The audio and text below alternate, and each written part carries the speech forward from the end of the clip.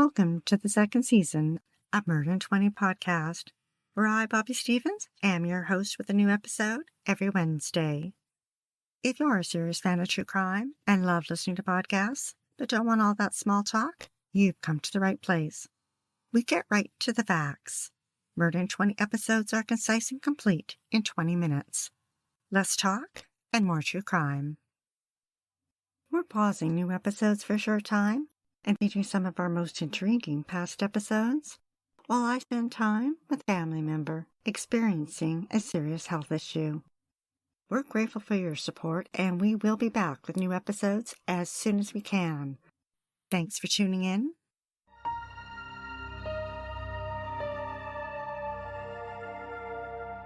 Skyscrapers reach toward the sky in Calgary, surrounded by the Rocky Mountains, but is best known for the Calgary Stampede, a large rodeo held every summer where the dress code is casual, with jeans, boots, and a cowboy hat.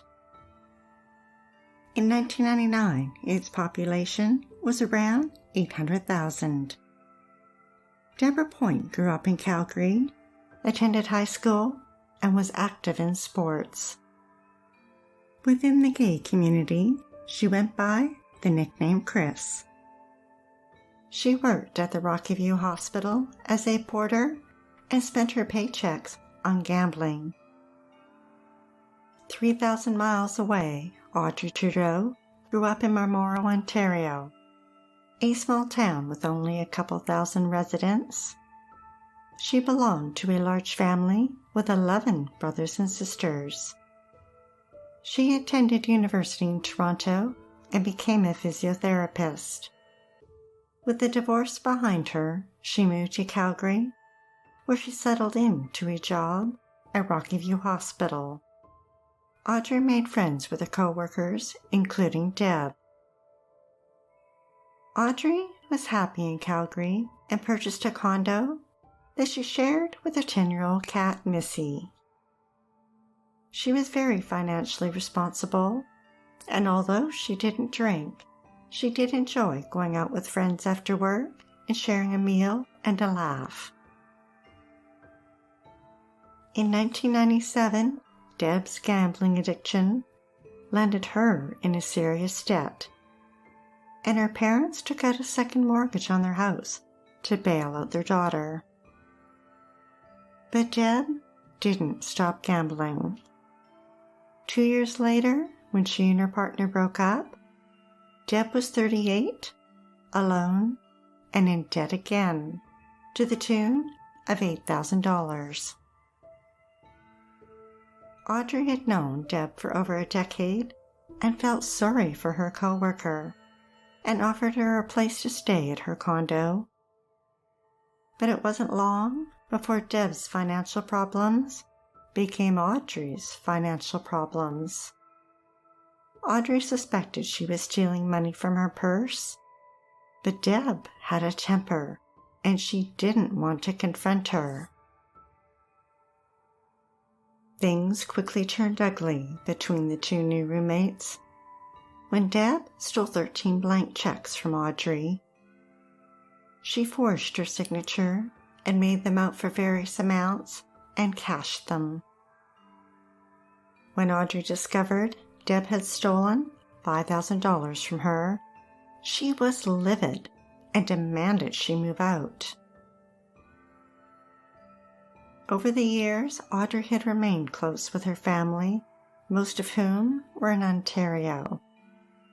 She was missing them, and in February decided it was time to move back home.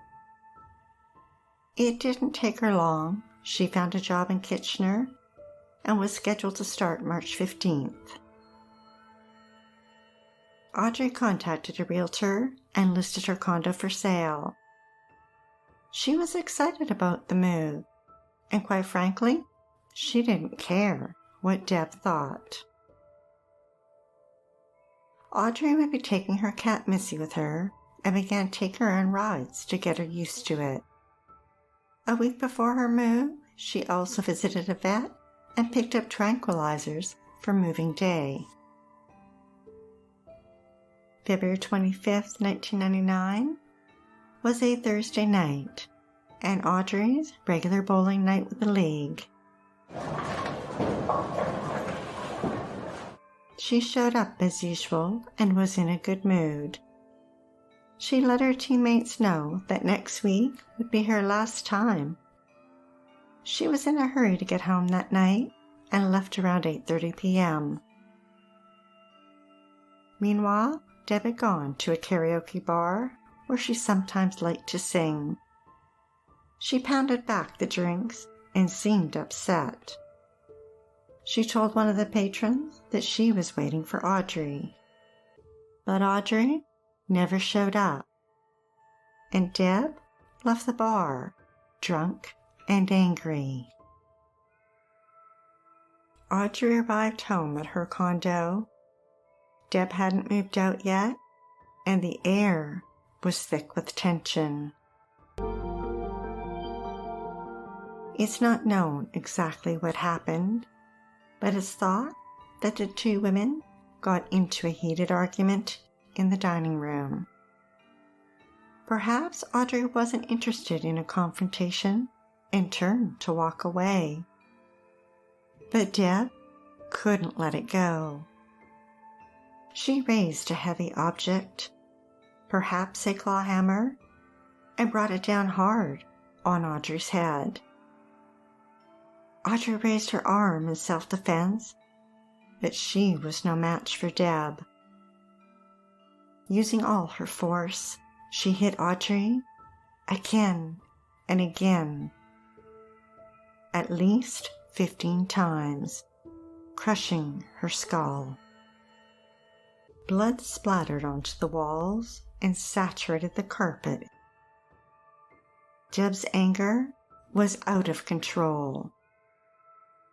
Audrey was dead at 45.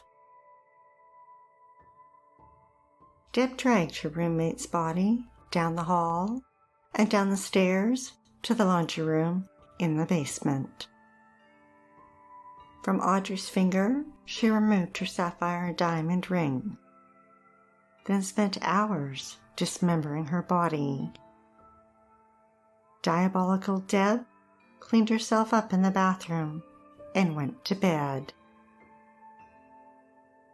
At 4:45 a.m. the next morning, Deb called the hospital and left a voicemail that Audrey had a family emergency and wouldn't be in. Then a few hours later, she called the hospital again and left a message saying she was ill and wouldn't be in to work. That afternoon, Deb forged another of Audrey's checks, made it out to herself, and cashed it. That night, Deb went out to dinner and a movie with her friend Bonnie. For 3 days, Audrey's body lay in the basement, waiting. Deb knew she had to get rid of it fast. What if a buyer wanted to look at the condo? Deb placed Audrey's head and torso into a garbage bag, added mothballs, then placed it in a second bag, then a third. She grabbed an empty packing box and placed her body into it, and tightly sealed it with duct tape. Then she opened a second box and put the rest of Audrey's remains in another bag and repeated it. She grabbed a third box and threw Audrey's comforter from her bed and some clothes into a bag and sealed the box. Deb had been working on the roof of her friend Paula's garage for some extra cash and had access to the garage, so she called Paula and asked if she could store a few things. Deb wrote her nickname Chris on the boxes and called her friend Kate to help her move them. Kate borrowed Paula's truck and arrived at the condo. She noticed 3 boxes with Chris's name on them and that 2 were heavily duct taped and asked about them. Deb responded that they were computer equipment. and she wanted to keep them safe. Kate was recovering from an injury and couldn't do any heavy lifting, and 2 of those boxes were very heavy. So she picked the lightest box, while Deb moved the other 2 using a wheeled dolly. But as Deb was heading down the hill to the truck, she started to lose control. She managed to regain control of the dolly, slowed it down, and got the boxes loaded onto the truck. Paula's 2-story bungalow was on the corner of 33rd Avenue Southwest and 16th Street Southwest. The 2-car garage was detached from the house and at the back of the property. It was accessed from the side street and was bordered by a back lane. The perfect place to hide a body. Paula's son Brad also had boxes stored in the garage. Deb walked past his and placed her boxes behind them.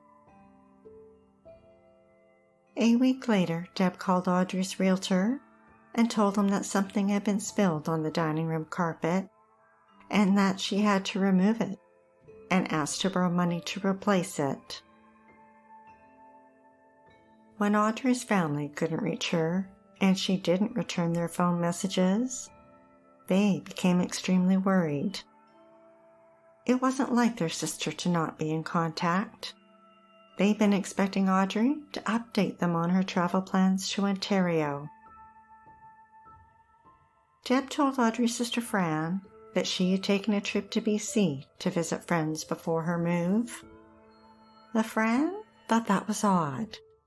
Audrey hadn't said anything to her family about a trip, and they couldn't think of anyone she knew in BC that she'd be visiting. On March 11th, her brother John reported her missing.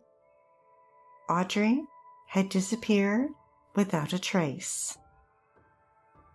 Audrey's roommate Deb was the last one to see her, and police investigators from missing persons wanted to speak with her. She told them the same story, that Audrey came home from bowling that night and left for a vacation in BC. But police thought it odd that Audrey hadn't taken her car.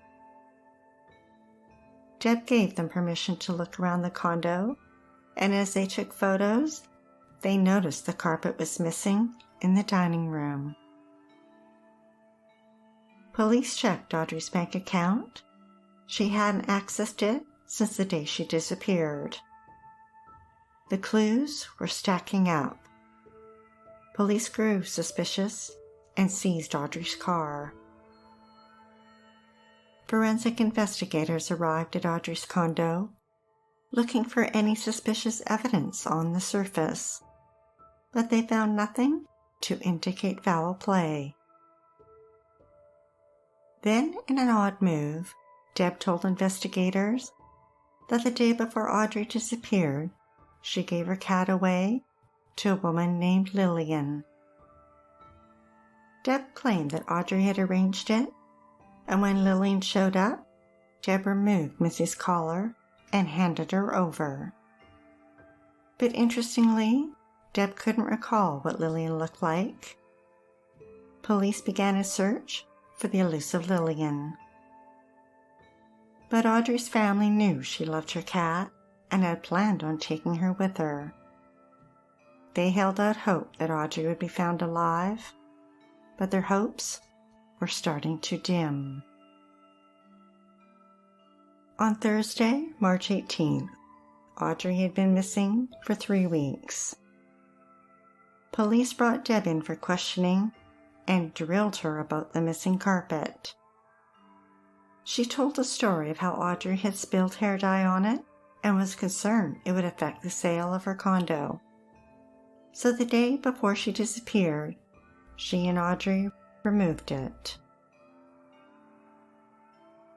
A day later, in an interview with the Calgary Herald, Audrey's older sister Fran said, "I fear her life is gone from us."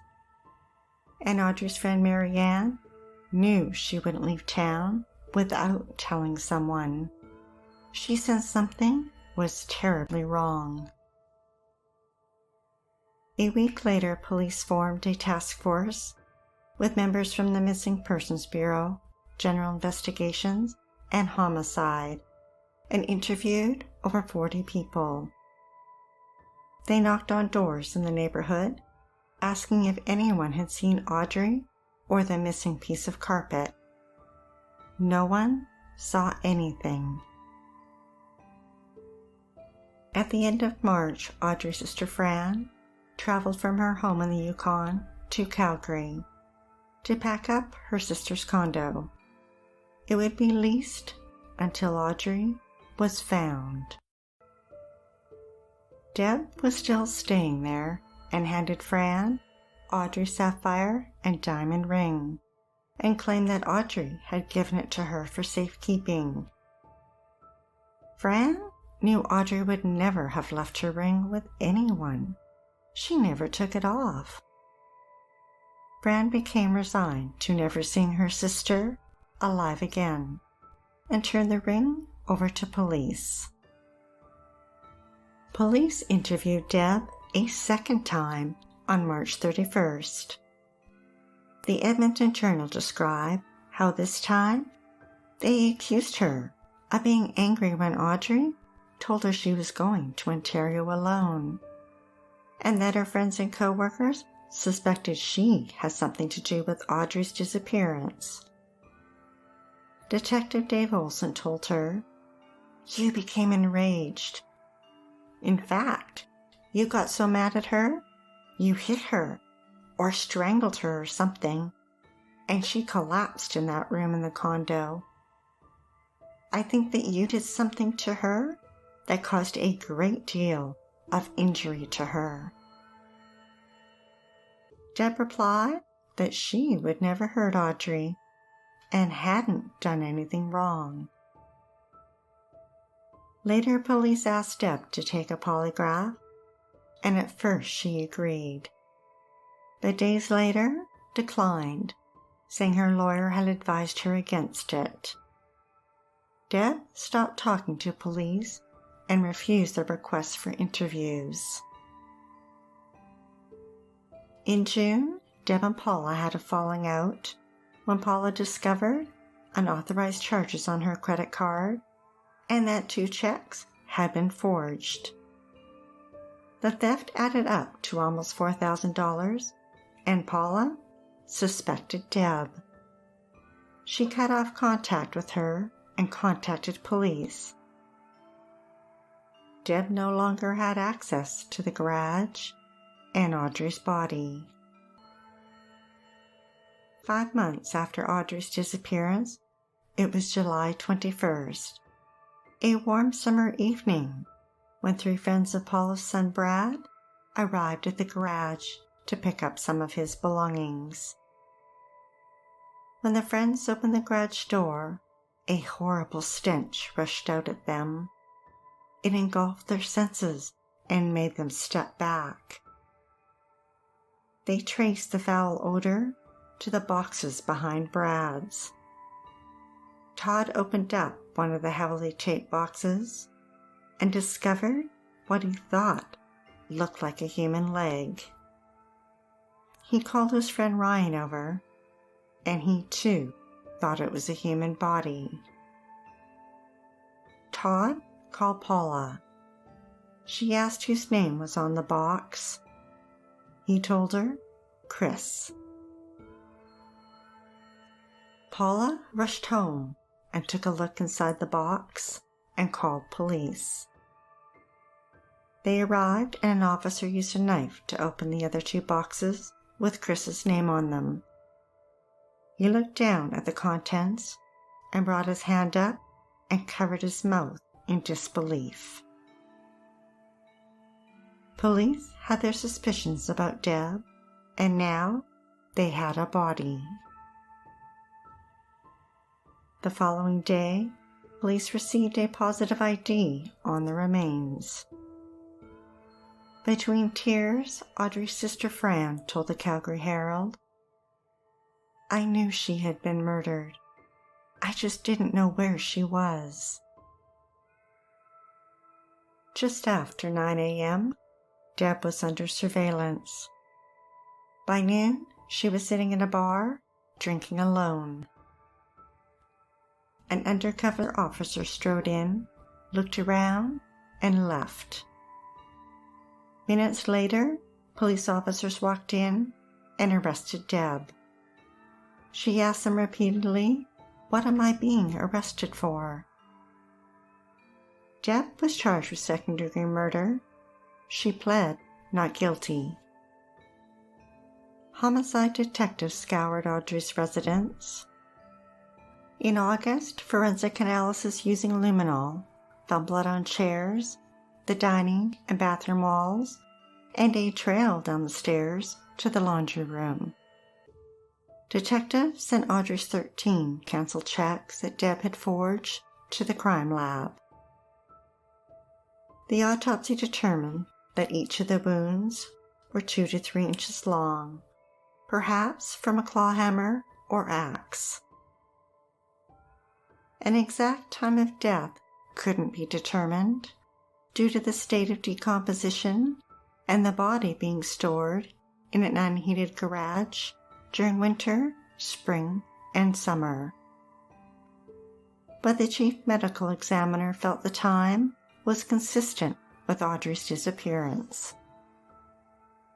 Deb was denied bail twice and remained in jail for 14 months until her trial began in September 2000. 8 women and 4 men were selected for the jury. Deb took the stand and denied killing Audrey. Prosecutor Mark Crotter suggested that $5,000 was a good motive for killing someone. But Deb disagreed and told the court that in the past, her parents had paid off over $20,000 of her gambling debts and would do it again if she needed them to. Conflicting testimony arose about the nature of Deb and Audrey's relationship.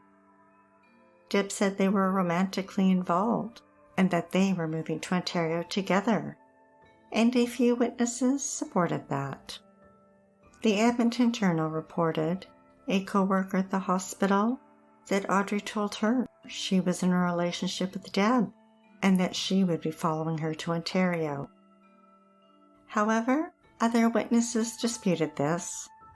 Her friend and co-worker Karen said that Audrey was excited to be moving to Ontario and wasn't taking Deb.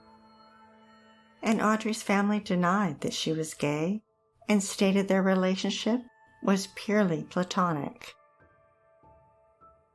One of the boxes with Audrey's remains had the name of Rocky Hospital on it, and police were able to trace that particular box to arriving at the hospital between February 24th and 26th, the day before and the day after Audrey was last seen.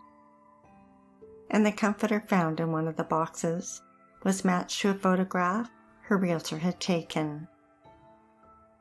The trial lasted 7 weeks, but it only took the jury 2 days to come to a decision. Deb was found guilty of second-degree murder. She stared straight ahead and showed no reaction.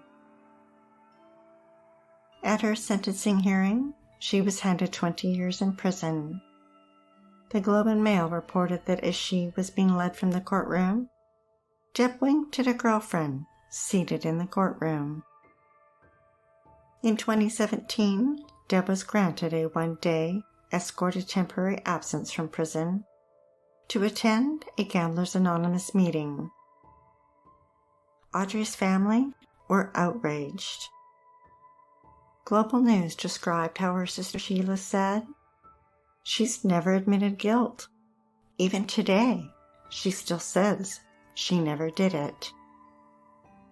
Referring to Deb, she went on to say, "Oh, you're playing the system good, aren't you? You get to play the system. My sister's dead."